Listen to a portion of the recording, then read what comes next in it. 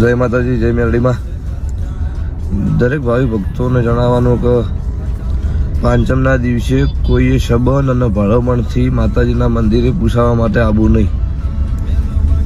મારો સંબંધ લઈને તમે આવશો ને સંબંધીના કારણે હું તો વધાવો નાખીને કહીશ, પણ દુઃખ નહીં મટે. 100% મારા મેરડીના આવા મારા દોઢ છૂટેલા છે. એટલે સંબંધ માતાને લેવા દેવા નહીં, બધું માતાજીને મહેમાન હરખું આવે.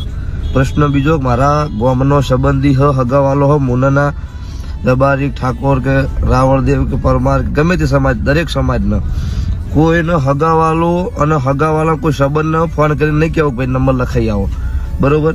કોઈ સંબંધનો દુરુપયોગ થાય, અમારા ગામના કોઈ માણસને ખોટું લાગે એવું તમે મહેરબાની કરીને કોઈ ન કરજો, બરોબર? જેનો કોઈને જરૂર હોય તે આવીને વહેલા 5 વાગે માતાજીના મંદિરે નંબર લખાઈ દે, બરોબર? 200 નંબર પરમાનન્ટ છે, એના ઉપર 1 નંબર નહીં લેતા. પ્રશ્ન બીજો કે તમે તમારી રીતે રાઈટ છો, પણ અમુક જગ્યાએ અમારા ગામની પબ્લિકને અમુક વાતે હેરાનગતિ થાય હોય, બરોબર?